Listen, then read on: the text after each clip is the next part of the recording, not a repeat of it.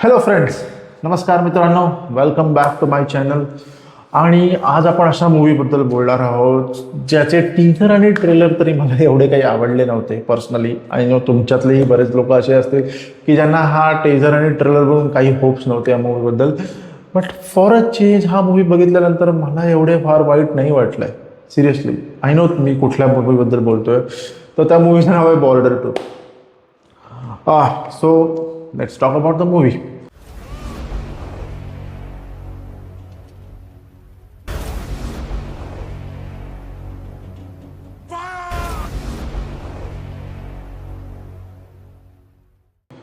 So हा movie 1971ची जी war झाली India आणि पाकिस्तानची त्याच्यावरतीच बेस्ड आहे.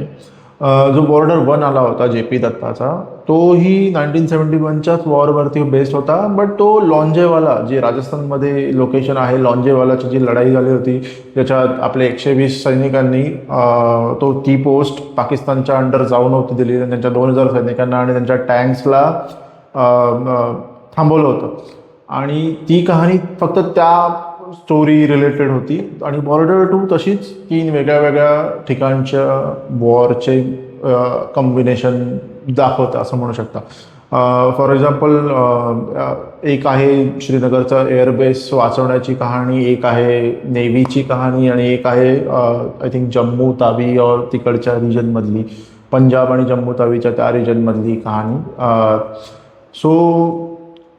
या मूवीबद्दल बोलायला गेलं तर या मूवीचे डिरेक्टर आहेत अनुराग सिंग, ज्यांनी आधी आय गेस केसरी आणि काही पंजाबी मूवीज आहेत ते डिरेक्ट केले आहेत. Kesari is well known movie for me, जो मला तसा आवडला होता. ऑफकोर्स ॲक्टर ह्याच्यात आहेत of course none other than Sunny Deol साहेब, जे पहिल्या बॉर्डरमध्ये पण होते, पण त्यांचं ते कॅरेक्टर वेगळं होतं. यातलं त्यांचं कॅरेक्टर फतेह सिंग कालेर म्हणून आहे, जे फिक्शनल कॅरेक्टर आहे. आणि आय गेस त्यांचं मेजर हरदेव सिंग क्लेर असं काहीतरी, जे रिअल लाईफ कॅरेक्टर आहे त्यांच्यावरून इन्स्पायर्ड ह्यांचं कॅरेक्टर आहे सनी देओलचं. सो सनी देओलसोबत त्याच्यात दुसरे जे ॲक्टर आहेत दे आर वरुण धवन, अहान शेट्टी आणि दिलजीत दोसांझ, जे मेन ॲक्टर्स आहेत त्याच्यात. वरुण धवन कॅरेक्टर करता आहेत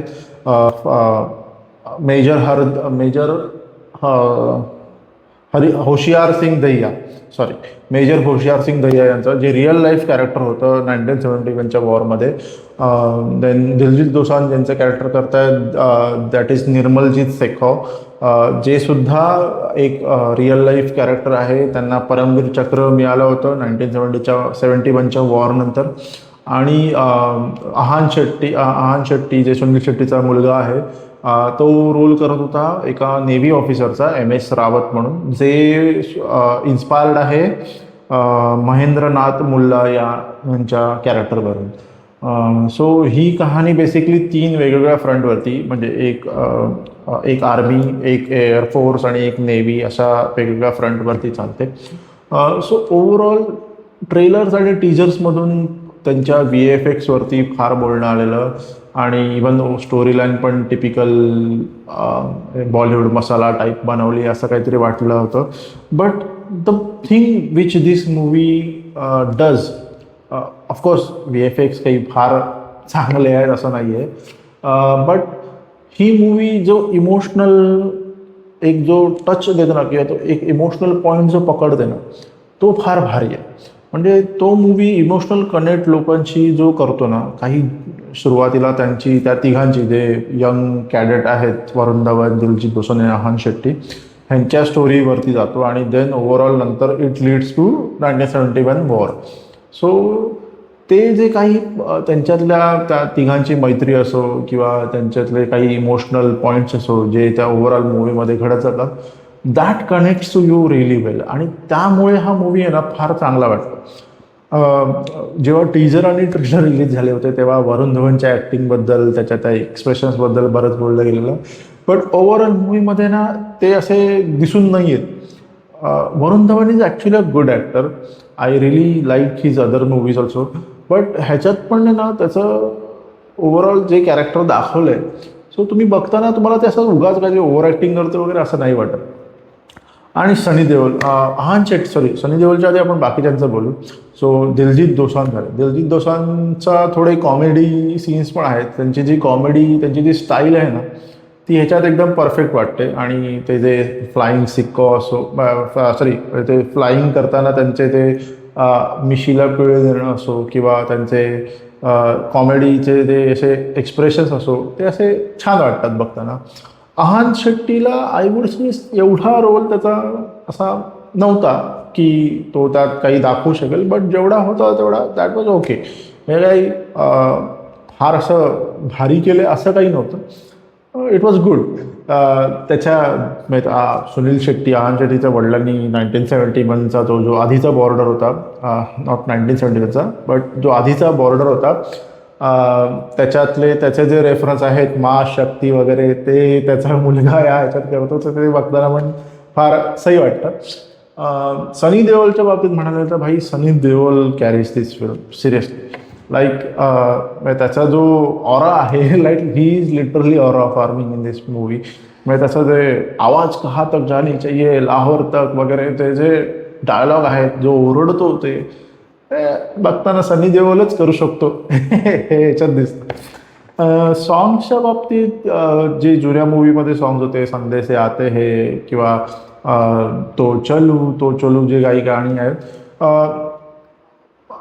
त्या मूवीच्या सीन्समध्ये किंवा त्या ओव्हरऑल फ्लोमध्ये ती गाणी चांगली वाटतात. उगाच अशी फार जास्त गाणीही नाही आहेत, आणि जी आहेत ती काही अशी लक्षात राहण्यासारखी नाही आहेत. ओव्हरऑल मूवीचं म्हणायला गेलं तर या मूवीमध्ये इट्स नॉट अ लाईक भारी मूवी आहे. त्या मूवीमध्ये फॉल्ट्स आहेत, I can agree. VFX not that up to the mark, but तरीसुद्धा हा मूवी तुम्हाला कनेक्ट करेल, जसं हा मलाही कनेक्ट केला. हा movie it's not a like काही वाह्यात मूवी बनवलं आहे. ऑफकोर्स पाकिस्तानी जे काही दाखवलं आहे ते अगदीच असे म्हणजे टिपिकल पाकिस्तानी जनाब हां असे तशाच टाईप दाखवले, बट तरीसुद्धा जो इमोशनल कनेक्ट हा मूवी करतो, आणि काही ॲक्शन सीन्स पण आहेत ते मला पर्सनली फार आवडले. जसे की जे आर्मीवाले बॅटल सीन आहेत, ग्राउंडवाले, those are really good, really well made battle scenes I can say. जे नेव्ही आणि एअरफोर्सचे जे काही बॅटल आहेत, ऑफकोर्स त्याच्यामध्ये VFX is not up to the mark. So ते तुम्हाला थोडे बघताना असं दिसून येतं की हां इथे काहीतरी गडबड आहे. But overall movie I really enjoyed the movie. Movie काही मोमेंटला 3 तास 20 मिनिटाचा असल्यामुळे आय गेस थोडा तुम्हाला लांब वाटू शकतो फर्स्ट हाफमध्ये, कारण की बॅटल ऑलमोस्ट सेकंड हाफमध्ये वगैरे अशी चालू होते.